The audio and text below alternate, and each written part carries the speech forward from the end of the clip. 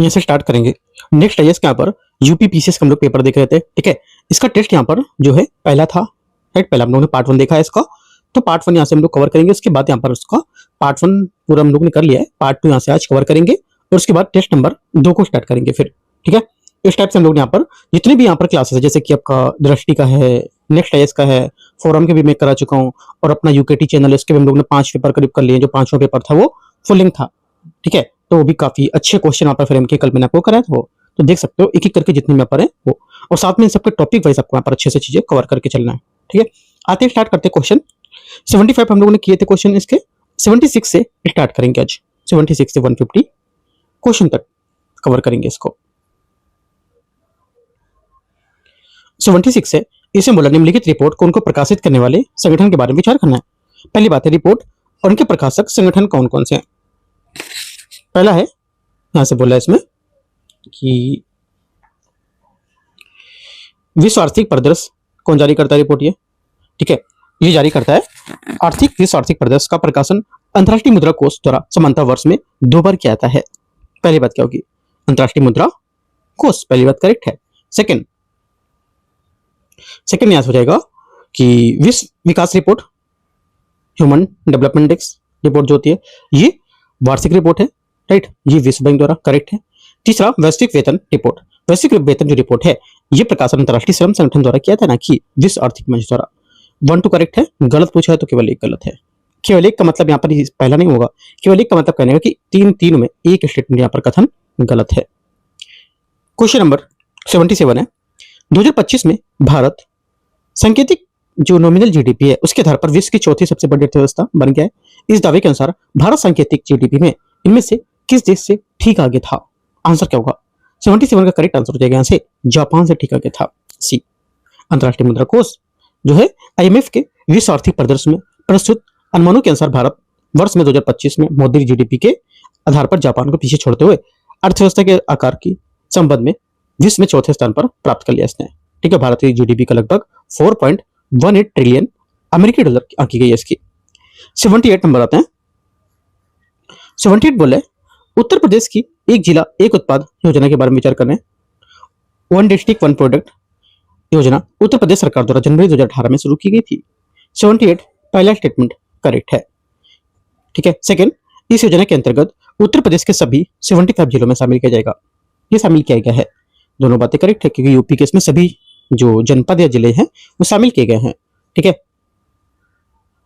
ये योजना उत्तर प्रदेश के 75 जनपदों को आच्छादित करती है और मई 2025 से 12 नए उत्पाद को जोड़े जाने के बाद कुल टोटल यहाँ पर 75 जिले जो हैं उसमें 74 उत्पाद इस योजना में शामिल कर दिए गए हैं अभी तक, ठीक है। दोनों बातें करेक्ट है, आंसर सही पूछा डी। 79 नंबर है, निम्नलिखित योजनाओं को उनके संबंधित नोडल मंत्रालय के विचार करना है। इसमें देखते हैं। पहली बात है, पहले बोला कि योजना इसके नोडल मंत्रालय कौन है। पहली बात है प्रधानमंत्री मुद्रा योजना, वित्त मंत्रालय, पीएम किसान ग्रामीण विकास मंत्रालय, ये गलत हो जाएगा क्योंकि पीएम किसान जिसके अंतर्गत किसान परिवारों को 6,000 रुपए की वार्षिक सहायता प्रदान की जाती है और कृषि एवं कल्याण विकास मंत्रालय के अधीन संचालित होती है, न कि ग्रामीण विकास मंत्रालय। तीसरा है प्रधानमंत्री आवास योजना, शहरी अर्बन आवास एवं शहरी कार्य मंत्रालय, ठीक है। क्या होगा, ये करेक्ट है, आंसर हो जाएगा 1 और 3 सही है, तो 79 का करेक्ट आंसर आपका क्या होगा, बी करेक्ट है। दो बातें। क्वेश्चन नंबर 80 है, प्रधानमंत्री मुद्रा योजना के तहत ऋण को शिशु, किशोरी और तरुण श्रेणियों में वर्गीकृत किया गया है। इनमें से कौन सा विकल्प तरुण श्रेणी के सर्वोत्तम रूप से दर्शाता है, बताओ कौन दर्शाएगा। आंसर क्या होगा, 80 का करेक्ट आंसर सोचो आप क्या होगा, बताना है आपको आंसर ये, ठीक है। आपको मैं 10 सेकंड का टाइम देता हूं। 80 का आंसर हो जाएगा, आ गया होगा समझ, करेक्ट आंसर 80 का हो जाएगा।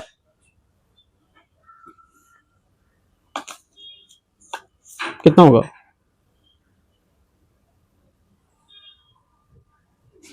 5,50,000 से 5 लाख तक के ऋण है ना, बी यहाँ से करेक्ट आंसर होगा, बी नहीं सी आंसर होगा, 5 लाख से अधिक और 10 लाख के ऋण, सी आंसर यहाँ से करेक्ट होगा। ध्यान रखना है स्टेटमेंट इसका। क्वेश्चन नंबर 81 आते हैं, 81 है, सूची को मैच करना है कि वित्त आयोग और अध्यक्ष 81 में।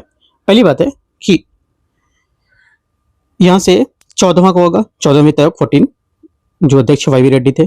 42वें ऊर्ध्वाधर हस्तांतरण की अनुशंसा की थी इसमें, 1 और 2।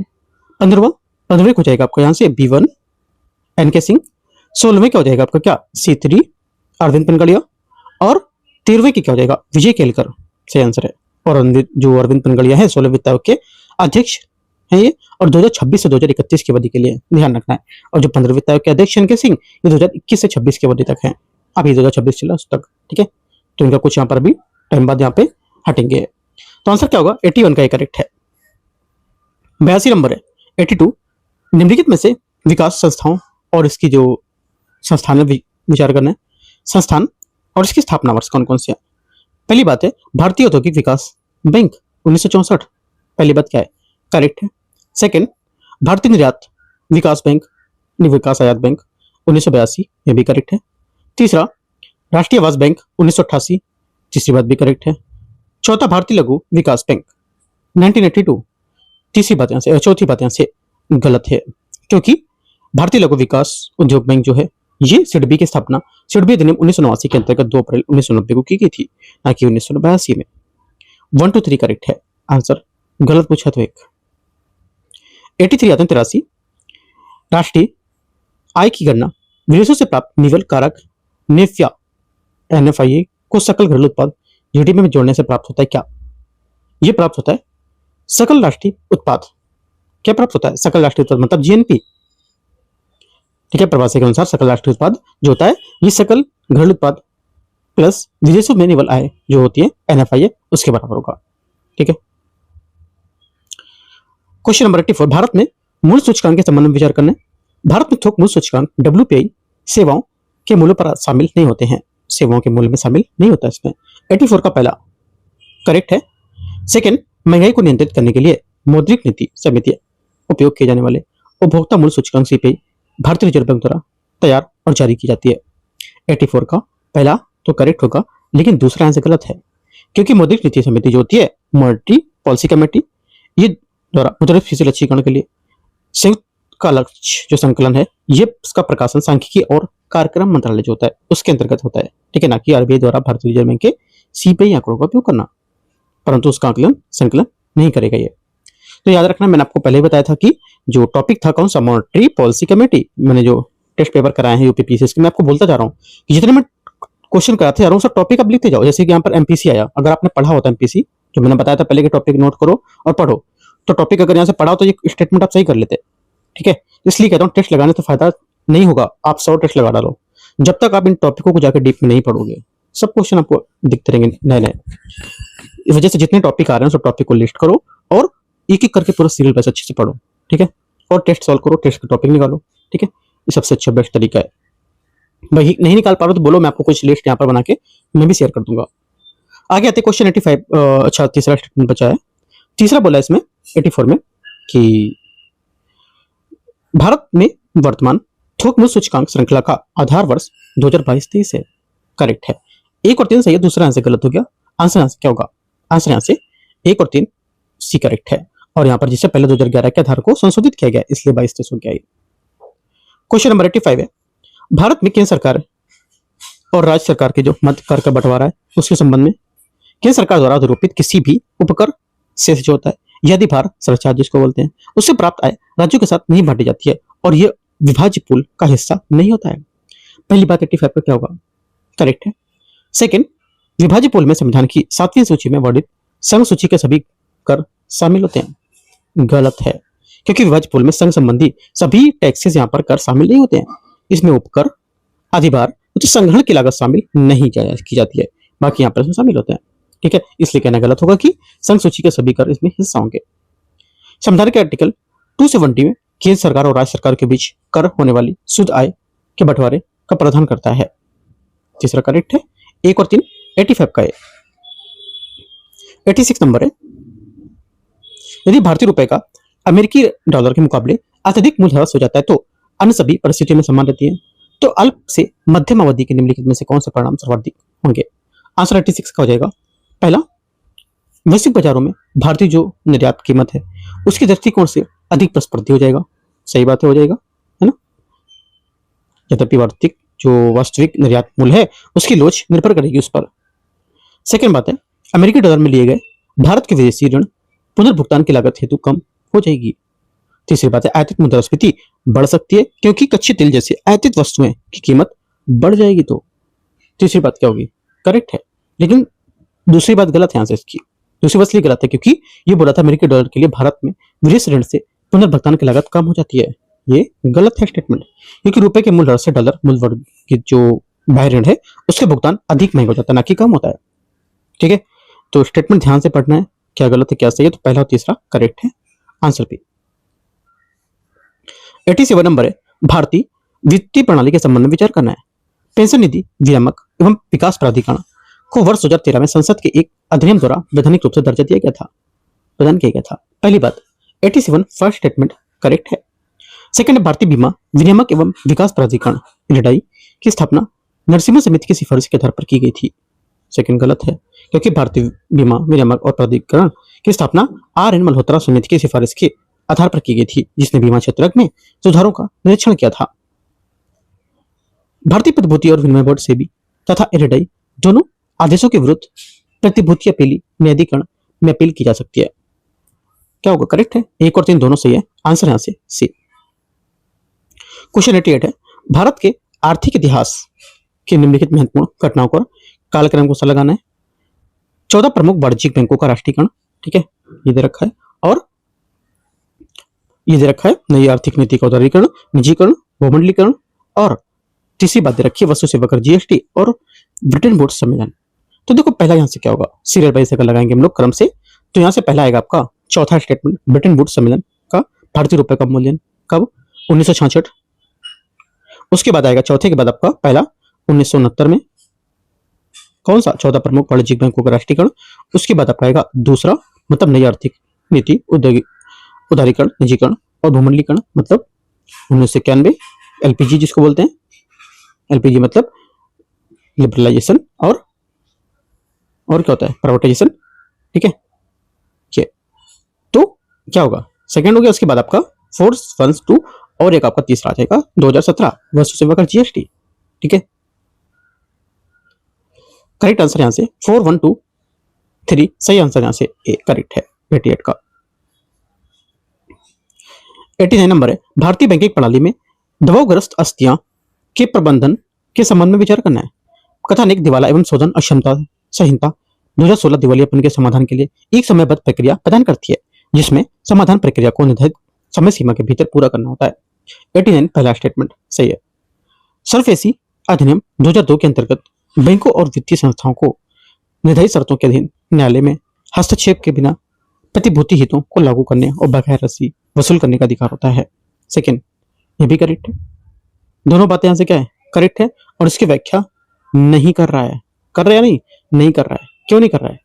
क्योंकि ये बात कर रहा था, ये सरफेसी अधिनियम जो है ये 2002 के अंतर्गत वित्तीय संस्थान निर्धारित अधीन न्यायालय के हस्तक्षेप के लिए बात कर रहा था, और यहाँ पर ये बात कर रहा है किसकी? आईबीसी की बात कर रहा है। ठीक है, दोनों अलग है। आंसर क्या होगा? 89 का बी करेक्ट है। क्वेश्चन 90 मानव विकास सूचकांक असमानता मानदंड के बारे में। मानव विकास सूचकांक एचडीआई ह्यूमन डेवलपमेंट इंडेक्स जीवन प्रत्याशा, शिक्षा और जीवन स्तर पर प्रति शहरी प्रति यहाँ पर जो व्यक्ति सकल राष्ट्रीय आय है उसके समानीकरण सूचकांकों का गुणोत्तर माप होता है। 90 का पहला स्टेटमेंट सही है। सेकंड है, तीनों आयामों के वितरण में पूर्ण समानता होने पर असमानता समायोजित विकास सूचकांक के बराबर होगा। सेकंड बात गलत है, क्योंकि असमानता समायोजित मानव विकास सूचकांक के बराबर केवल पूर्ण समानता निधि स्थिति होती है, उसमें होता है जब असमानता विद्यमान होती है, तब आईएचडीआई एचडीआई से कम हो जाता है। तीसरी बात है यूएनडीपी और ओपीएचआई है ना, यूएनडीपी और ओपीएचआई जो है, ये ओपीएचआई होता क्या है? Human development initiative index.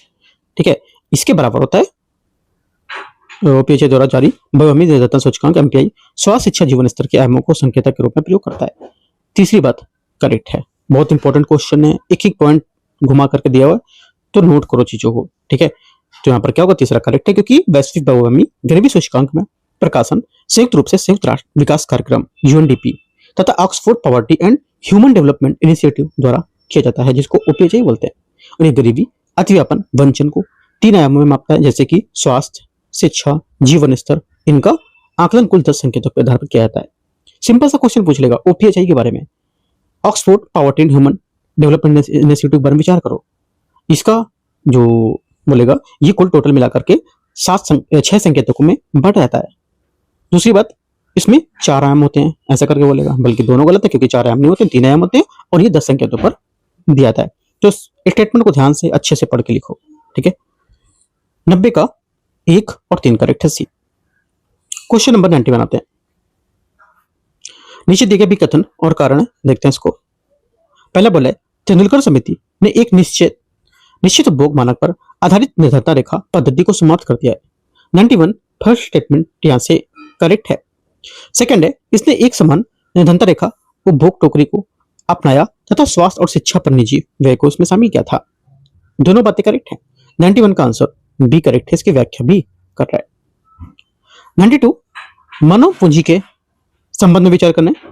मानव पूंजी अमूर्त होती है और उस व्यक्ति से अलग नहीं की जा सकती जिससे ये निहित होती है। पहला क्या होगा? 92 का पहला स्टेटमेंट ऐसे क्या होगा? करेक्ट है, सही है। एक बार निर्मित हो जाने के बाद मानव पूंजी का समय के साथ मूल्यह्रास नहीं होता है।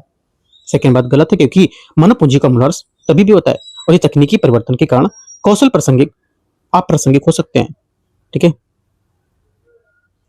आंसर क्या होगा? 1 करेक्ट है। क्वेश्चन 93 है, ग्रामीण विकास और निम्नलिखित में से कार्यक्रम पर विचार करने देखते हैं, उनके आरंभ होने के अनुसार कालक्रम में लगाना है।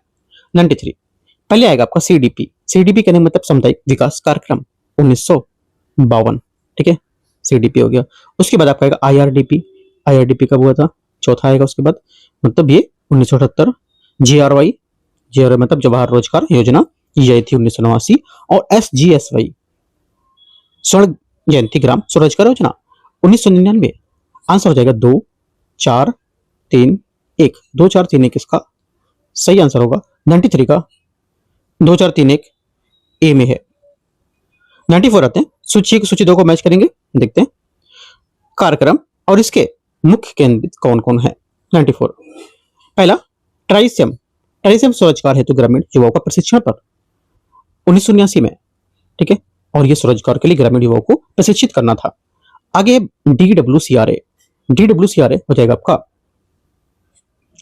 डीडब्ल्यूसीआरए बी का 3 ग्रामीण क्षेत्रों में महिलाओं को बच्चों पर, ठीक है, विकास को लेकर के। आरएलईजीपी भूमि विहीन जो ग्रामीण रोजगारों पर। और जीआरवाई मैंने बताया था आपको, जीआरवाई जो होगा ये 1989 में एक मजदूरी रोजगार योजना थी जिसका गठन एनआरईपी तथा आरएलईजीपी के विलय के माध्यम से की गई थी। आंसर बी करेक्ट है। 95 आते हैं, 1930 के दशक में महामंदी के मुख्य रूप से वजह कैसे शुरू हुई थी? आंसर हो जाएगा ये शुरू हुई थी संयुक्त राज्य अमेरिका के 1929 का वॉल स्ट्रीट शेयर बाजार क्रैश से, ठीक है। आंसर ये करेक्ट है 95 का। 96 से नीचे दिए गए विकथन और कारण है। पहला, द्वितीय पंचवर्षीय योजना में भारी और आधारभूत उद्योगों पर ध्यान केंद्रित करते हुए तीव्र औद्योगिकरण पर बल दिया गया था। 96 का पहला स्टेटमेंट यहां से क्या होगा? करेक्ट है। सेकंड है, द्वितीय पंचवर्षीय योजना मालनोबिस मॉडल पर आधारित थी। दोनों बातें यहां से एकदम करेक्ट है। 97 नंबर है, विश्व बैंक और अंतर्राष्ट्रीय मुद्रा कोष आईएमएफ के बारे में निम्नलिखित पर विचार करना है। पहली बात है, पहला बोला इसमें कि इन दोनों संस्थानों की स्थापना 1944 में ब्रिटेन वुड्स सम्मेलन के परिणाम स्वरूप हुई थी। 97 का पहला स्टेटमेंट यहां से करेक्ट है। सेकंड, आईएमएफ मुख्य रूप से भुगतान संतुलन की अल्पकालिक समस्याओं का समाधान करता है। सही है। आईएमएफ और विश्व बैंक दोनों का मुख्यालय वाशिंगटन डीसी में स्थित है। तीनों बातें करेक्ट है। 97 का आंसर 1 2 और 3 डी करेक्ट है। 98 नंबर है, अभिकथन कारण। अधिकांश वर्षों में भारत का सकल राष्ट्रीय उत्पाद उसके सकल घरेलू उत्पाद से कुछ कम रहता है। पहली बात 98 का क्या होगा? यहां से करेक्ट है। भारत की विदेश से प्राप्त निवल कारक एनएफआई समानता ऋणात्मक रही होती है। सेकंड बात क्या होगी? 98 का सेकंड स्टेटमेंट यहां से ये भी करेक्ट है। क्या व्याख्या कर रहा है? व्याख्या भी कर रहा है, क्योंकि यहां पर ये अधिकांश वर्षों में भारत को सकल राष्ट्रीय उत्पाद की दर की बात कर रहा था, ये भी यहां पर इसी चीज की बात कर रहा है, आगे पॉइंट बता रहा है इसका। 98 का आंसर बी करेक्ट है, व्याख्या करता है। 99 नंबर है, मजदूरी और कच्चे माल जैसी जो आगत है, इनपुट्स, उसकी माल लागत की जो वृद्धि है, उसके कारण जो समानता मूल्य स्तर है उसमें लगातार होने वाली वृद्धि को क्या कहते हैं? इसको कहते हैं लागत प्रेरित मुद्रास्फीति। ये यहां से सही आंसर है। ठीक है, लागत प्रेरित मुद्रास्फीति तब उत्पन्न होती है जब उत्पादन की लागत बढ़ने के कारण वस्तुओं और सेवाओं के समान मूल्य में बढ़ जाते हैं। उदाहरण के लिए मजदूरी बढ़ना, कच्चे माल का महंगा होना। 99A। क्वेश्चन नंबर 100 है, निर्धनता रेखा की अवधारणा के संबंध में विचार करना है। निर्धनता रेखा अलग अलग देशों में और अलग अलग समय के साथ एक समान नहीं होती है। 100 का पहला स्टेटमेंट यहां से करेक्ट है। निर्धनता रेखा अनिवार्य मानी जाने वाली आधारभूत आवश्यक वस्तुओं की टोकरी और इन वस्तुओं व सेवाओं की कीमतों पर निर्भर करती है। क्योंकि निर्धनता रेखा जो होती है इसका निर्धारण मूलभूत आवश्यकताओं की जैसे कि भोजन और जरूरी खाद्य वस्तुएं, इन वस्तुओं की कीमतों में आधार पर किया जाता है। जैसे जैसे वस्तुएं या उनकी कीमतों में बदलाव होता है, निर्धनता रेखा मौद्रिक मूल्य भी बदले जाते हैं। दोनों बात करेक्ट है। 100 का आंसर सी। 101 नंबर है क्वेश्चन, विकास के संबंध में अमर्त्य सेन ने दृष्टिकोण के संबंध में विचार करना। क्षमताधारित दृष्टिकोण विकास को मानवीय स्वतंत्रता और क्षमताओं के विस्तार पर रूप में देखता है। 101 का पहला स्टेटमेंट यहां से क्या होगा? करेक्ट है। सेकंड, इस दृष्टिकोण में आय को विकास और लक्ष्य नहीं बल्कि यहां पर उसका एक साधन मानता है। अमर्त्य सेन ने अपनी पुस्तक डेवलपमेंट एज फ्रीडम इन विचारों के विस्तार से प्रस्तुत किया था। तीसरी बात भी करेक्ट है। कब? 1999 में। तीनों बातें सही है। 101 का आंसर डी सभी सही है। 102 नंबर है, भारत में न्यूनतम समर्थन मूल्य एमएसपी के बारे में विचार करना है। न्यूनतम समर्थन मूल्य एमएसपी की सिफारिश जो होती है कृषि लागत और मूल आयोग सीएसीपी द्वारा की जाती है। 102 का पहला स्टेटमेंट सही है। सेकंड, एमएसपी के संबंध में सीएसीपी की सिफारिश सरकार के लिए कानूनी रूप से बाध्यकारी होती है। सेकंड बात गलत है, क्योंकि जो सीएसीपी होती है सिफारिश केवल परामर्शदात्री होती है, ये बाध्यकारी नहीं होंगी। वन सिर्फ करेक्ट है। 103 आते हैं, भारत में मुद्रा आपूर्ति की मापों के बारे में विचार करना है। M1 जो होता है ये संकुचित मुद्रा में जनता के पास उपलब्ध मुद्रा बैंकिंग प्रणाली की मांग, जमा तथा भारतीय रिजर्व बैंक के पास मौजूद अन्य जमाएं शामिल होती हैं। पहला 103 का क्या होगा? करेक्ट है। सेकंड है कि M3 व्यापक मुद्रा M1 में बैंकों के पास जनता की सावधि जमा छोड़कर प्राप्त की जाती है। सेकंड बात ये भी करेक्ट है, क्योंकि M3 जो मुद्रा होती है ये व्यापक मुद्रा होती है और ये M1 प्लस जो भारतीय में जो भारत या फिर कहीं पर जो बैंक में जनता की जो सावधि जमा होती है वो शामिल होती है। और M3 में मुद्रा आपूर्ति का सबसे बड़ा और व्यापक रूप प्रयुक्त और प्रचलित माप है। इसे समग्र मौद्रिक संसाधन भी कहा जाता है। दोनों बातें करेक्ट है। 103 का आंसर सी। 103 का आंसर क्या होगा? सी, दोनों करेक्ट। 104 है, भारत में भुगतान संतुलन बीओपी के बारे में विचार करना है। Balance of payment. दस व्यापार वस्तुओं, आदर्श व्यापार सेवाओं और आय हस्तांतरण संबंधित लेन देन चालू खाते दर्ज किए जाते हैं। ठीक है, भारत के भुगतान संतुलन है उसमें उसके बात कर रहा है। पहली बात सही है। सेकंड, प्रत्यक्ष विदेशी निवेश एफडीआई और विदेशी पोर्टफोलियो निवेश एफपीआई को पूंजी खाते के अंतर्गत दर्ज किया जाता है। करेक्ट है। विदेशों से प्राप्त कामगार के विप्रेषण को पूंजी खाते के अंतर्गत दर्ज किया जाता है। तीसरा गलत, क्योंकि श्रमिकों द्वारा भेजी गई धनराशि अर्थात विप्रेषण एक पक्षी चालू हस्तांतरण है, अतः इसे चालू खाते में द्वितीयक आय के रूप में दर्ज किया था, न कि पूंजी खाते में। 1 2 करेक्ट है। 105 नंबर है, अभिकथन है कारण। भारतीय कृषि को प्राय प्रच्छन्न बेरोजगारी का एक उदाहरण मानता है। पहला क्या होगा? 105 का स्टेटमेंट यहां से करेक्ट है। प्रच्छन्न बेरोजगारी में अतिरिक्त श्रमिकों की सीमांत उत्पादकता शून्य या लगभग शून्य के बराबर होती है, अतः उन्हें हटाने से कुल उत्पादन में कोई कमी नहीं आती है। एकदम सही बात है, यही प्रच्छन्न बेरोजगारी की डेफिनेशन होती है। ठीक है, कि श्रमिक दिखने में तो रोजगार लगते हैं लेकिन वे अतिरिक्त श्रमिकों की सीमांत उत्पादकता जो होती है, मार्जिनल जो प्रोडक्टिविटी होती है, वो शून्य या लगभग 0 होती है। यदि उन्हें कार्य से हटा दिया जाता है तो कुल उत्पादन में कोई कमी नहीं आएगी। बी आंसर है। क्वेश्चन नंबर 106, इनमें से कौन सा राष्ट्रीय आय का मापन के 3 कारकों में से एक नहीं है? 3 होंगे और एक नहीं है, कौन सा? आंसर हो जाएगा उपभोग विधि इसमें नहीं शामिल होती है, क्योंकि उपभोग विधि राष्ट्रीय आय को मापने का कोई मान तरीका नहीं है। उपभोग वास्तव में एक व्यय विधि का ही हिस्सा होगा। क्या पूछा है? कौन सा? गलत है, तो डी। क्वेश्चन 107, आय समानता मापन जो है उसके बारे में पहली बात है, गिनी गुणांक का मान 0 से 1 की मध्य होता है। 107 का पहला स्टेटमेंट करेक्ट है।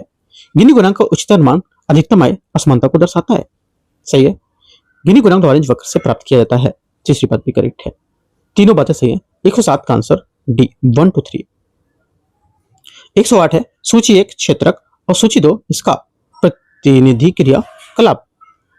पहला क्या होगा 108 में, प्राथमिक क्षेत्र जो आपको हो जाएगा ये क्या हो जाएगा, फसलों की खेती खनन। द्वितीय क्षेत्र में आपका क्या हो जाएगा, जैसे आपका कारखाना में वस्तुओं का विनिर्माण। तृतीय क्षेत्र में टर्सरी जो आपका सर्विस सेक्टर में, इसमें बीमा, बैंकिंग, व्यापार, परिवहन जैसी सेवाएं। और चतुर्थक में आपका ज्ञान आधारित अनुसंधान शामिल होते हैं। A1, B2, C3, D4। Correct answer 108 का ही करेक्ट है। 109 नंबर है, निम्नलिखित में से कौन सा मुद्रा बाजार, लेख पत्र, मनी मार्केट जो इंस्ट्रूमेंट है। करेक्ट आंसर 109 का हो जाएगा, ये है कौन सा, राजकोषीय। एक तो विपत्र हो जाएगा, ठीक है। दूसरा आपका हो जाएगा यहां से क्या, दूसरा हो जाएगा राजकोषीय विपत्र और दूसरा हो जाएगा वाणिज्यिक पत्र। ये दोनों सही है, लेकिन समता अंश या इक्विटी शेयर इसमें नहीं होगा, ठीक है, क्योंकि इक्विटी शेयर पूंजी बाजार के लिखत होते हैं। वे किसी कंपनी में दीर्घकालिक स्वामित्व के प्रतिनिधि करते हैं और उनकी कोई निश्चित परिपक्वता अवधि नहीं होती है। 1 2 करेक्ट है। 109 का आंसर ए। 110 नंबर है, भारत में प्राथमिकता प्राप्त क्षेत्र ऋण के बारे में विचार करना है। कृषि तथा सूक्ष्म लघु और मध्यम उद्यम प्राथमिकता प्राप्त क्षेत्र के अंतर्गत शामिल श्रेणियां में आते हैं। 110 का पहला करेक्ट है।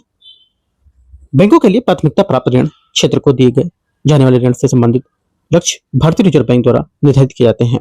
सेकंड में सही है, दोनों बातें सही है। 110 का आंसर सी 1 और 2 करेक्ट है। 111 है, अर्थशास्त्र में ऐसी वस्तु जिनका उपभोग अति अप्रतिस्पर्धी, नॉन रिवल तथा अवर्ज का सर्वोत्तम से वर्णन करती है। देखो इसको सही समझते हैं, यह है क्या कि देखो अप्रतिस्पर्धिता क्या होती है, नॉन रिवेलिटी क्या होती है। यह अर्थात एक व्यक्ति द्वारा उपभोग करने के लिए दूसरे व्यक्ति की उपलब्धता में कम ना होना, ठीक है। और एक होती है अबहिष्करणीयता, जिसको बोलते हैं नॉन एक्सक्लूडिबिलिटी, अर्थात भुगतान न करने वालों पर इसके उपभोग प्रभावी रूप से वंचित नहीं किया सकते हैं। आंसर यहां से 111 का सी करेक्ट हो जाएगा, सार्वजनिक वस्तु, ठीक है। इसके प्रमुख यहाँ पर उदाहरण हो सकते हैं, जैसे कि एक तो आपका रक्षा, ठीक है, सड़क सुरक्षा रक्षा, सड़क प्रकाश व्यवस्था, सार्वजनिक प्रसारण, ये सब। आगे आते क्वेश्चन 112 नंबर, उत्तर प्रदेश की अर्थव्यवस्था के बारे में। हालिया अनुमानों के अनुसार सकल घरेलू जो राज्य घरेलू उत्पादक जीएलटीपी के दर पर उत्तर प्रदेश भारत में शीर्ष 3 राज्यों में शामिल है। पहला क्या होगा, 112 का पहला स्टेटमेंट यहां से करेक्ट है। सेकंड है, उत्तर प्रदेश की प्रति व्यक्ति आय राष्ट्रीय अखिल भारतीय औसत प्रति व्यक्ति आय से अधिक होगी। सेकंड गलत है, अधिक नहीं है, कम है, काफी कम है इससे।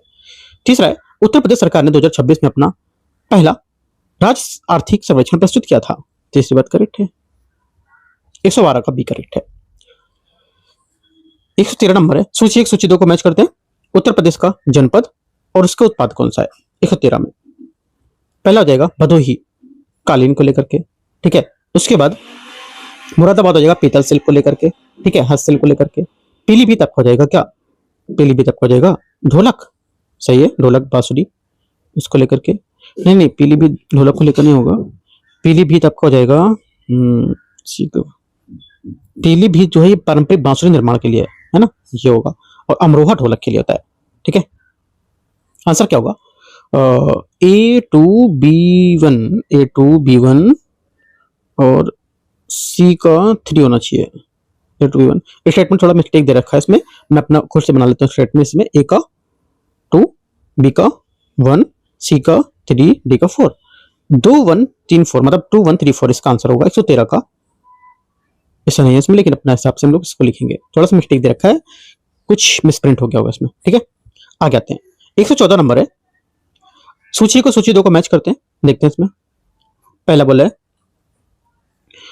वन्यजीव अभयारण्य राष्ट्रीय उद्यान और इसके जनपद कौन कौन से हैं। पहला 114 सूर सरोवर पक्षी अभयारण्य क्या होगा, सूर सरोवर पक्षी अभयारण्य आगरा जनपद अवस्थित है इसमें, ठीक है। आगे देखते हैं, कतन्या घाट वन्यजीव अभयारण्य, ये भारत नेपाल के सीमा के निकट बहराइच जनपद में। आगे चंद्रशेखर आजाद पश्चिम भरण, चंद्रशेखर आजाद पश्चिम भरण जो है उन्नाव जनपद में, ठीक है। और इसे पहले नवाबगंज पश्चिम भरण के रूप में भी जानते थे। ओखला पश्चिम बिहार उत्तर प्रदेश और दिल्ली सीमा पर गौतम बुद्ध नगर जनपद में स्थित है। आंसर क्या होगा? ये करेक्ट आंसर यहाँ से 114 का ए करेक्ट है। 115 आते हैं, सूची 1 सूची 2 को मैच करते हैं, देखते हैं। इसमें बोला है उत्तर प्रदेश के पश्चिम भरण जनपद सांडी पश्चिम भरण कहां पर है? ये हरदोई जनपद में। समस्तपुर पश्चिम भरण किधर हो जाएगा? रायबरेली। समस्तपुर यहाँ पर जो रहेगा रायबरेली 3rd नंबर पे। नेक्स्ट यहाँ पर पर्वतीय अर्घा जो यहाँ पर बर्ड सेंचुरी है, सी पर्वतीय अर्घा सेंचुरी यहाँ पर गोंडा जनपद में है ना, गोंडा नीचे लिखा हुआ है। समान पश्चिम भरण की क्या होगा? ये हो जाएगा मैनपुरी, ये मैनपुरी लिखा हुआ है, डी का ये आ रहा है मैनपुरी, है ना। इस टाइप से मैच कर लो, सामने लिख लो, सामने सामने से आप। 115 का ए करेक्ट है। 116 आते हैं, भारत में 100% प्रत्यक्ष विदेशी जो यहाँ पर क्या है निवेश है, उसके अंतर्गत संचालित रक्षा विनिर्माण इकाई स्थापित करने वाली स्वीडन की प्रसिद्ध रक्षा कंपनी कौन सी है? 116 का आंसर हो जाएगा ये है SAAB, इसका सही आंसर होगा। SSAB इसका सही आंसर होगा। LAAB साप, ठीक है। आगे आते 117 नंबर क्वेश्चन। 117 है, नीदरलैंड की एक कंपनी ASML जो अर्धचालक विनिर्माण के लिए आवश्यक चरम पराबैंगनी जो है लिथोग्राफी मशीन को वैश्विक आपूर्ति करते हैं, किस भारतीय औद्योगिक समूह के साथ साझेदारी कर रही है? आंसर 117 हो जाएगा सी टाटा इलेक्ट्रॉनिक्स इसका सही आंसर होगा, ठीक है। 118 भारत के डिजिटल सार्वजनिक अवसंरचना के संबंध में JM3 का पूरा नाम क्या है, जिसे देश के डिजिटल परिवर्तन की नींव रखी थी? 118 का आंसर हो जाएगा क्या? करेक्ट आंसर यहां से बी यहां पे होगा, जन धन आधार मोबाइल। JM20, जे मतलब जनधन बैंक खातों के माध्यम से वित्तीय समावेशन, ए से मतलब आधार डिजिटल पहचान, एम से मतलब मोबाइल कनेक्टिविटी और डिजिटल पहुंच, बी आंसर है। 119 नंबर है, भारत में बचत और पूंजी निर्माण जो है उसके संबंध में विचार करना है। घरेलू घरेलू जो क्षेत्र परंपरागत रूप से सकल घरेलू उत्पाद बचत में सबसे बड़ा योगदान करता रहा है। क्या होगा? 119 का पहला स्टेटमेंट यहां से करेक्ट है। सेकंड, सकल पूंजी निर्माण व्यापक रूप से अर्थव्यवस्था में निवेश का प्रतिनिधित्व करता है, सेकंड बात भी करेक्ट है। तीसरा, सकल घरेलू जो होता है ये बचत घरेलू क्षेत्र, निजी निगमित, कारपोरेट क्षेत्र और सार्वजनिक क्षेत्र की बचतों का योग होता है, तीसरी बात भी करेक्ट है। 1 2 3 19 का आंसर 1 2 3 डी यहां से करेक्ट है। 120 नंबर है 120, मुद्रास्फीति के प्रकार और इसके विवरण है, मैच करते हैं।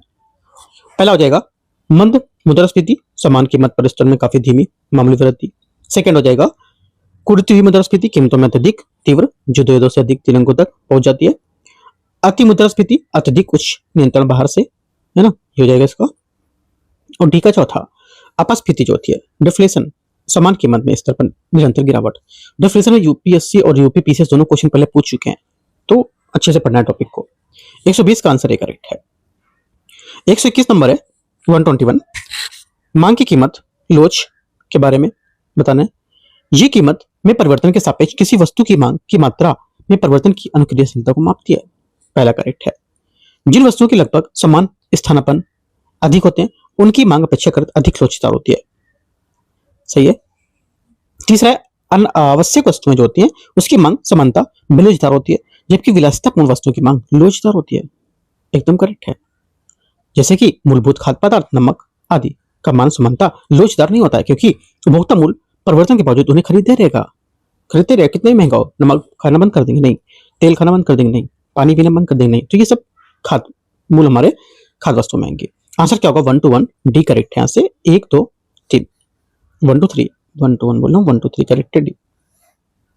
122 आरक्षित नकदी अनुपात सीआरआर के और एसएलआर के बारे में विचार करना है। सीआरआर बैंक की निवल मांग और अन्य देताओं समय देताओं जो होती है उसका भाग होता है, वह भाग होता है जिससे भारतीय रिजर्व बैंक के पास आरक्षित नकदी के रूप में बनाए रखना होता है। पहला स्टेटमेंट सही है। सेकंड बोला है कि एसएलआर सरकारी प्रतिभूतियों, स्वर्ण और नगद जैसी तरल परिसंपत्तियों के रूप में बनाए रखा जा सकता है, सही है। सीआरआर के अंतर्गत जमा राशि पर बैंकों को भारतीय रिजर्व बैंक के ब्याज प्राप्त होता है। तीसरा गलत है। 1-2 करेक्ट है। सिर्फ आरबीआई के पास रखी गई सीआरआर राशि पर बैंकों पर कोई ब्याज नहीं मिलता है। 1-2 करेक्ट है। 123 नंबर है, भारत में नारियल उत्पादन के बारे में विचार करना है। भारत दुनिया का कुल नारियल उत्पादन में लगभग 30.7% योगदान देता है। पहली बात करेक्ट है। सेकंड यहां से इंडोनेशिया वर्तमान में विश्व का सबसे बड़ा नारियल उत्पादक देश है। सेकंड बात यहां से गलत होगी। ठीक है। भारत के प्रमुख नारियल उत्पादक राज्य केरल, कर्नाटक और तमिलनाडु हैं और विश्व भर में उत्पादन इसका काफी ज्यादा है। भारत ने इंडोनेशिया, फिलीपींस, श्रीलंका के ब्राजील जैसे भी देशों को पीछे छोड़ दिया है। ठीक है, तो गलत हो जाएगा। आंसर सिर्फ सी करेक्ट है पहला। 124 राज्य वित्तीय उत्तरदायित्व बजट प्रबंधन एफआरबीएम के बारे में। एफआरबीएम अधिनियम वर्ष 2003 के अधिनियम किया गया था। 24 फर्स्ट स्टेटमेंट करेक्ट। इसका उद्देश्य वित्तीय अनुशासन को संस्थागत रूप से देना और दीर्घकालिक समष्टि आर्थिक स्थिरता को सुनिश्चित करना होगा। तीसरा है, अधिनियम के अंतर्गत सरकार को मध्यावधि राजकोषीय नीति विवरण जैसे विवरण संसद के समक्ष प्रस्तुत करना अनिवार्य होता है। तीनों बातें करेक्ट है। 124 का आंसर 1, 2 और 3 डी यहां से करेक्ट आंसर होगा। 125 है, भारत में केंद्रीय सार्वजनिक क्षेत्र के उपक्रम के बारे में विचार करना। रणनीतिक विनिवेश में किसी सीपीएससी के प्रबंधन का नियंत्रण किसी निजी इकाई को हस्तांतरित किया जाता है। 25 फर्स्ट स्टेटमेंट करेक्ट है। परिभाषा के अनुसार विनिवेश का अर्थ सदैव सीपीएससी में सरकारी की संपूर्ण जो 100% हिस्सेदारी है उसकी बिक्री से होता है। सेकंड गलत है, क्योंकि विनिवेश का अर्थ होता है कि आवश्यक रूप से 100% हिस्सेदारी बिक्री नहीं होना। यह निम्नलिखित प्रकार से होता है, जैसे कि अल्पांश निवेश, ठीक है, और बहुलक या बहुलांश रणनीतिक निवेश, पूर्ण निजीकरण इससे होगा। तो इसलिए कहना गलत होगा कि विनिवेश का अर्थ 100% बिक्री होगा। तो सिर्फ पहला करेक्ट है। 126 नंबर है, निम्नलिखित में से कौन सी रबी की फसल नहीं है। 126 का आंसर हो जाएगा धान या चावल। रबी की फसल नहीं है, ये खरीफ की फसल है। 27 है, भारतीय रिजर्व बैंक आरबीआई जो है उसके मौद्रिक नीति के बारे में गुणात्मक चयनात्मक उपकरण है कौन सा। एक तो पहला सीमा अनिवार्यता जो है करेक्ट होगा। दूसरा नैतिक दबाव भी करेक्ट होगा। तीसरा खुले बाजार की जो क्रियाएं होती है ये गलत है क्या। हाँ, ये गलत होगा, क्योंकि खुले बाजार के परिचालन जो होता है ओपन मार्केट ऑपरेशन जो होता है ओएमओ, ये एक मात्रात्मक उपकरण है। इसके द्वारा आरबीआई सरकारी प्रतिभूतियों की खरीद और बिक्री करके तरलता का प्रवाह को बढ़ाता है घटाता है। इसका प्रभाव मुद्रा, ऋण और कुल मात्रा पर पड़ता है, न कि केवल ऋण के आवंटन या दिशा में। 1-2 करेक्ट है। 28 है, अभिकथन है कारणार। मुद्रास्फीति को अवधि में ऋणी को समानता लाभ होता है, जबकि ऋणदाता को समानता हानि होती है। 28 पहला स्टेटमेंट करेक्ट है।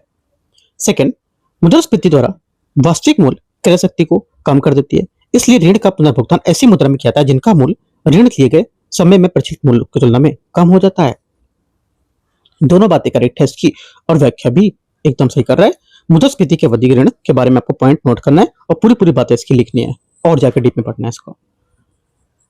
आंसर भी करेक्ट है।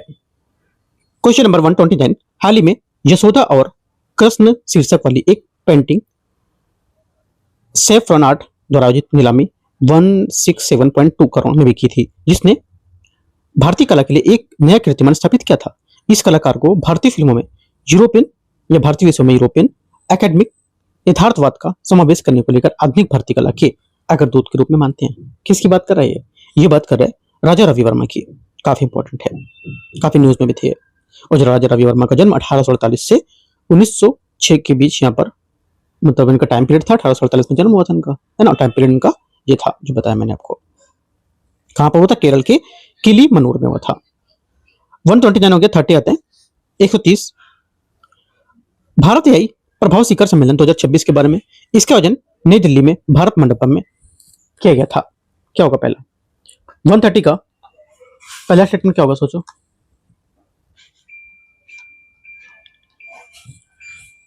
वन 30 का पहला स्टेटमेंट आपका यहां से करेक्ट है। सेकंड, ये वैश्विक दक्षिण के किसी देश के आयोजित अपने स्तर पर दूसरा वैश्विक यही शिखर सम्मेलन था। गलत है, दूसरा नहीं था, ये पहला था। इसका विषय थीम सर्वजन हिताय सर्वजन सुखाय था। तीसरी बात क्या होगी? करेक्ट है। 1 और 3 करेक्ट है। आंसर यहां से बी। पहले यूपी में बस चलती थी, उसमें लिखा होता था सर्वजन हिताय सर्वजन सुखाय, है ना, मायावती के टाइम पे। 131 से 131 अग्नाइट इंजन के संबंध में विचार करना है। ये बूस्टर निम्न चरण प्रणोदन के लिए अभिकल्पित विश्व का सबसे बड़ा एकल खंड है। पहला यहां से करेक्ट है। इस इंजन का विकास स्काई रूट एरोस्पेस द्वारा किया जाता है, यह किया गया है। गलत है, क्योंकि ये इंजन स्काई रूट एरोस्पेस द्वारा विकसित नहीं किया गया, बल्कि इसे भारतीय निजी अंतरिक्ष स्टार्टअप अग्निकुल कॉस्मोस द्वारा विकसित किया गया है। आंसर क्या होगा? ओनली वन करेक्ट है। 132 है विश्व प्रेस स्वतंत्रता सूचकांक के बारे में। 2025 में विश्व प्रेस स्वतंत्रता सूचकांक भारत में 180 देशों में 152वें स्थान पर है। पहली बात करेक्ट है, पहली बात यहां से गलत है, ठीक है, क्योंकि 157 स्थान दिया गया, कितना 157, पहला गलत हो गया। सेकंड 2026 में भारत की रैंकिंग घटकर 180 देशों में 157 रैंक पर है, सही बात है। प्रेस स्वतंत्रता सूचकांक का प्रकाशन यूनेस्को द्वारा वार्षिक रूप से किया जाता है, ये बात गलत है, गलत है, सही है, गलत है, क्योंकि रिपोर्ट्स विदाउट बॉर्डर्स द्वारा प्रकाशित होता है। Only two correct, answer B. 133 है ममता कालिया को साहित्य अकादमी पुरस्कार 2025 हिंदी श्रेणी में किस कृति के लिए प्रदान किया गया था? आंसर जाएगा 133 का करेक्ट आंसर, ये दिया गया था जीते इलाहाबाद, जीते जी इलाहाबाद, ये इसके लिए साहित्य अकादमी पुरस्कार 2025 प्रदान किया गया था। 134 है चैंपियन ऑफ द अर्थ पुरस्कार जो है 2025 के बारे में। चैंपियन ऑफ द अर्थ पुरस्कार संयुक्त राष्ट्र पर्यावरण कार्यक्रम यूएनईपी द्वारा दिए जाने वाला एक सर्वोच्च सम्मान पर्यावरण सम्मान है। पहली बात यहां से स्टेटमेंट क्या होगा? करेक्ट है, सही है। 2025 में भारतीय आईएएस ऑफिसर सुप्रिया साहू प्रेरणा की कार्रवाई में श्रेणी के पुरस्कार प्राप्तकर्ताओं में शामिल थी, सही बात है। चैंपियन ऑफ द अर्थ पुरस्कार यूनेस्को द्वारा प्रतिवर्ष प्रदान किया जाता है, ये बात गलत है, ये प्रतिवर्ष प्रदान किया था, लेकिन यहाँ पर ये तीसरी बात है जो गलत हो जाएगी। क्यों? क्योंकि ये पुरस्कार यूनेस्को द्वारा नहीं बल्कि UNEP United Nation environment programme उसके द्वारा दिया जाता है। 1 और 2 करेक्ट होगा, आंसर यहां से सी। 135 है हेवन 1 के संबंध में विचार करना है। हेवन 1 का विकास अमेरिकी स्थित निजी कंपनी स्पेसएक्स द्वारा किया जा रहा है। पहली बात यहां से गलत है, क्योंकि हेवन स्पेसएक्स द्वारा विकसित नहीं है, बल्कि ये अमेरिका में स्थित एक निजी कंपनी वास्ट VAST उसके द्वारा विकसित हो रहा है। सेकंड है इसे निम्न भूस्थिर कक्षा लोअर थर्ड ऑर्बिट जो होती है उसमें स्थापित विश्व की प्रथम निजी रूप में स्थापित अंतरिक्ष स्टेशन बनाने की योजना होगी, ये बात करेक्ट है, आंसर ओनली टू करेक्ट है बी। 36 है डुकोनो के बारे में, ज्वालामुखी के बारे में विचार करना है। डुकोनो ज्वालामुखी इंडोनेशिया के उत्तरी मुलुकु प्रांत में स्थित है। पहली बात यहां से करेक्ट है। इंडोनेशिया हिंद महासागर और प्रशांत महासागर के बीच स्थित तथा इसमें सुमात्रा, जावा, कलिमंतन, सुलावेसी और पापुआ जैसे द्वीप शामिल हैं, दोनों बातें सही है। तीसरा इंडोनेशिया की स्थलीय सीमाएं थाईलैंड और वियतनाम से लगती हैं, 1 2 करेक्ट है। 37 ध्रुव 64 के संबंध में विचार करना है। ध्रुव 64 भारत का पहला स्वदेशी डुअल कोर माइक्रो प्रोसेसर है। 37 पहला स्टेटमेंट सही है। इसका विकास IIT बॉम्बे द्वारा किया गया है। सेकंड बात क्या होगी? सेकंड बात यहां से गलत है ना, क्योंकि सेकंड बात इसकी गलत है क्योंकि पूर्णतः भारत का पहला स्वदेशी यहाँ पर प्रोसेसर होगा ना ये, और ये किसके द्वारा किया गया था? इसका विकास ये माइक्रो प्रोसेसर डेवलपमेंट प्रोग्राम के तहत विकसित किया गया था, ठीक है, तो ये गलत हो जाएगा सेकंड वाला। फर्स्ट करेक्ट है सिर्फ आंसर ए। 38 नंबर 138 फिंके नदी के बारे में विचार करना है। ये विश्व की सबसे प्राचीन नदी प्रणालियों में से एक मानी जाती है, जिसकी उत्पत्ति लगभग 300 से 400 करोड़ वर्ष पूर्व हुई थी। पहली बात सही है। सेकंड, ये मध्य ऑस्ट्रेलिया में अवस्थित है और उत्तरी क्षेत्र में दक्षिण ऑस्ट्रेलिया से होकर प्रवाहित होती है, सेकंड बात भी करेक्ट है। तीसरा, इसका उद्गम पूर्व ऑस्ट्रेलिया के ग्रेट डिवाइडिंग रेंज से होता है, क्योंकि ये फिंके नदी उद्गम ग्रेट डिवाइडिंग रेंज से नहीं बल्कि यहाँ पर इसका उद्गम मध्य ऑस्ट्रेलिया, मिडिल जो ऑस्ट्रेलिया है उसके मैकडोनल्ड श्रेणी जो है वहां से होगा, 1 2 करेक्ट है। 139 है उत्तर प्रदेश के राज्य प्रतीकों के बारे में विचार करना है। उत्तर प्रदेश का राज्य पक्षी सारस किरण है। 39 का पहला स्टेटमेंट सही है। उत्तर प्रदेश का राज्य पशु यहाँ पर बारहसिंह है। सेकेंड बात करेक्ट है। उत्तर प्रदेश का राज्य वृक्ष नीम है। गलत है क्योंकि उत्तर प्रदेश का राज्य वृक्ष अशोक है ना, न कि नीम। 1 2 करेक्ट है आंसर है। 140 उत्तर प्रदेश के विधायी प्रतिनिधित्व के बारे में विचार करना है। उत्तर प्रदेश लोकसभा में 80 सदस्य भेजे जाते हैं। पहली बात यहां से सही है। उत्तर प्रदेश की विधानसभा में निर्वाचित सदस्यों की संख्या 425 है। गलत है, कितनी है? 403 है। 403। उत्तर प्रदेश के राज्यसभा में 31 सदस्य भेजे जाते हैं। करेक्ट है, 1 और 3 सही है। आंसर यहां से सी। 141 निम्नलिखित में से कौन सा उत्तर प्रदेश के किसी मंडल का मुख्यालय नहीं है? आंसर हो जाएगा ललितपुर, इसमें नहीं होगा। ठीक है, ललितपुर केवल एक जिला है जो झांसी मंडल के अंतर्गत आता है। झांसी मंडल में झांसी, जालौन और ललितपुर जिले शामिल हैं, लेकिन इसका मुख्यालय झांसी ना कि ललितपुर। 3 42 उत्तर प्रदेश की नदियों के संबंध में विचार करना है। गंगा उत्तर प्रदेश के बिजनौर जनपद से प्रवेश करती है। पहली बात करेक्ट है। गोमती नदी का उद्गम पीलीभीत की गोमत ताल से होता है और यह पूर्णतः उत्तर प्रदेश के भीतर प्रवाहित होती है। यमुना नदी उत्तर प्रदेश के गोरखपुर जनपद से प्रवेश करती है। गलत है, ओनली 1 2 सही होगा। 143 झील, ताल और यहां पर इसका जनपद कौन सा है देखते हैं। पहली बात है बखीरा ताल। 43 बखीरा ताल आपको जाएगा संत कबीर नगर 31। शेखा झील जो है ये अलीगढ़। बरुआ सागर ताल हो जाएगा सी का 4 झांसी। और सूर सरोवर कोठम आगरा। करेक्ट आंसर यहां से एक है, ये सही है। 44 नंबर है उत्तर प्रदेश के रामसर आद्यभूमि के स्थल जो है उसके बारे में विचार करें।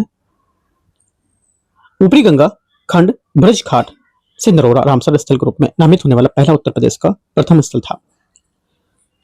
पहली बात सही है। सेकंड सांडी पक्षी गण हरदोई जनपद में स्थित है, ऊपर बताया मैंने आपको।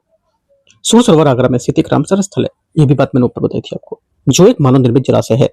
ठीक है, 1 2 3 तीनों करेक्ट है। आंसर 1 2 और 3 डी। 45 उत्तर प्रदेश में बोल रहा है कि उत्तर प्रदेश मिलने वाले खनिज जनपद को लेकर सम्मिलित करना है कौन? आंसर हो जाएगा 45 का पहला यूरेनियम ललितपुर। चूना पत्थर मिर्जापुर सोनभद्र, ये भी करेक्ट है। बॉक्साइट सहारनपुर नहीं होगा, बॉक्साइट के भंडार पूर्णतः बांदा और चंदौली जिलों में पाया जाता है। 1 2 करेक्ट है सी। 146 नंबर है, इसमें बोला कि with reference to archaeological sites of the Indus valley civilisation consider to the following statement.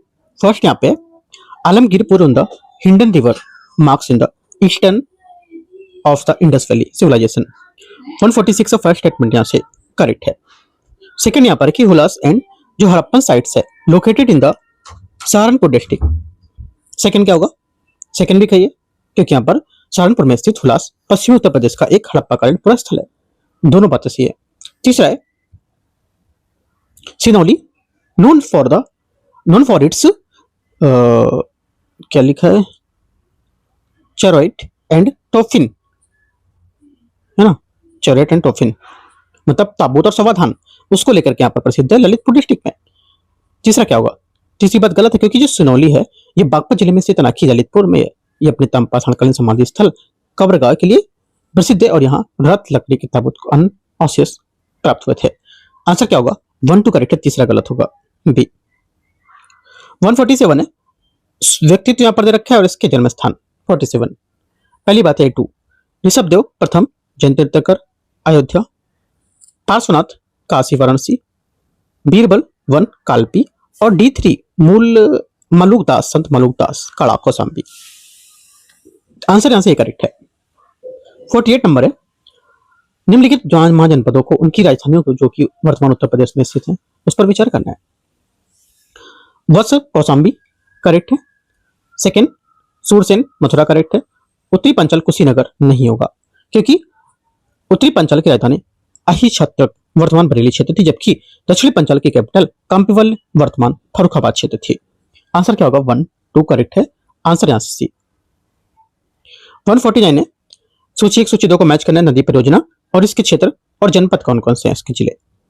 Mata Tila बांध हो जाएगा 149 का पहला, ये 1 और 2 ललितपुर। रिहंद बांध हो जाएगा 49 का। सोनभद्र है ना। नरोरा परमाणु ऊर्जा संयंत्र बुलंदशहर, सही है। गोविंद बल्लभ पंत सागर सोनभद्र। करेक्ट आंसर 49 का एक करेक्ट है। लास्ट क्वेश्चन है 50 नंबर 150। सूची 1 सूची 2 उत्तर प्रदेश के मेला उत्सव स्थान। बटेश्वर मेला सबको पता है, आगरा, और ये उत्तर भारत के सबसे बड़े पशु मेला में से एक है। क्वेश्चन पूछ सकता है सब, भारत का सबसे बड़ा पशु मेला में से एक है और बहुत सारी कुछ बातें पूछेगा, तो आगरा याद रखना है आपको। माघ मेला प्रतिवर्ष प्रयागराज में आयोजित किया जाता है, इसका संबंध त्रिवेणी संगम से है। ठीक है, माघ मेला क्या होगा, प्रयागराज। और नौचंदी मेला मेरठ में आयोजित किया जाता है और ये क्षेत्र के सांस्कृतिक समन्वय की परंपरा को दर्शाता है। देवा शरीफ मेला बाराबंकी में हाजी वारिस अली खां की दरगाह में आयोजित किया जाता है। आंसर ए करेक्ट है 150 का। इस टाइप से हम लोग का नेक्स्ट आईएएस का टेस्ट 1 फिनिश हो गया। ठीक है, ध्यान रखना है आपको, नेक्स्ट आईएएस का जो टेस्ट है सिर्फ अभी पहला दूसरा यहाँ पे हो चुका है, तीसरा, और बहुत लोगों ने 10-10 12-12 पेपर करा दिए हैं, तो ध्यान रखना है 10-12 पेपर अभी नहीं हुए, एकदम जो सही है उसके साथ चलना है ना, अंधेरे में नहीं रहना है, वही नहीं जागो ग्राहक जागो उस टाइप वाला को रखना है। ठीक है, जागो जागो। तो कोई यहाँ पर 18 करा रहा है, कोई 15 करा रहा है, कोई 16 करा रहा है, मतलब जबरदस्ती कोई करा रहा है, ऐसा करा रहे हैं करना, मतलब आप लोगों को पागल बनाने के लिए। कौन है वो आपको खुद देखना है। मैं आपको बस थोड़ा थोड़ा हिंट देता जाऊंगा कि जो टेस्ट रियल चल रहे हैं वो मैं आपको यहाँ पर डेट दिखाता जा रहा हूँ, कब कब टेस्ट चल रहा है ना, कौन सा टेस्ट कब है, वो सब मैं एक एक चीज आपको पूरा दिखाऊंगा कि कौन कौन सा सिलेबस है, क्या क्या इसमें पूछा गया है, उसके साथ करा रहा हूँ। जबकि और भी लोग यहाँ पर अभी जैसे विजन का करीब 3 से 4 पेपर हो गया है ना यूपीएससी का, अभी हम लोग उसको भी कंटिन्यू करेंगे स्टार्ट। तो क्या हुआ है यूपीएससी का, तो लोगों ने उसमें कम से कम 10 से 12 पेपर करा दिए, जबकि ऑफिशियली भी 4 ही पेपर हुए। तो ये सब चीजों को ध्यान में रखना है कि पहले के पेपर तो आप नहीं सॉल्व कर रहे हो, यूट्यूब पे कर रहे हो, तो इन सब चीजों को ये नहीं कहता कि मेरे चैनल से ही करो, जहां से भी करते हो, जहां से आपको अच्छा लगता है वहां से करो, बट चीजों को ध्यान रख के करो। ठीक है, गलत चीजों को नहीं सॉल्व करना है, राइट, क्योंकि पहले का क्वेश्चन सॉल्व करोगे तो वो हर साल क्वेश्चन क्या होते हैं फ्रेम करके अगले साल के लिए बनाते हैं कि क्वेश्चन हमें की उम्मीद रहती है उसके लिए, वरना तो जिस पेपर क्यों खरीदते हैं लोग, पहले ही लगाए पहले के, है ना। तो ध्यान रखना चीजों से, आपको अपडेट रखना है। बाकी कुछ पूछना रहेगा टेलीग्राम पे जुड़ पर पूछ सकते हो और टेलीग्राम चैनल अपना ज्वाइन कर सकते हो, यूपीएससी नॉलेज टेक। एंड करते हैं, all the best, thank you.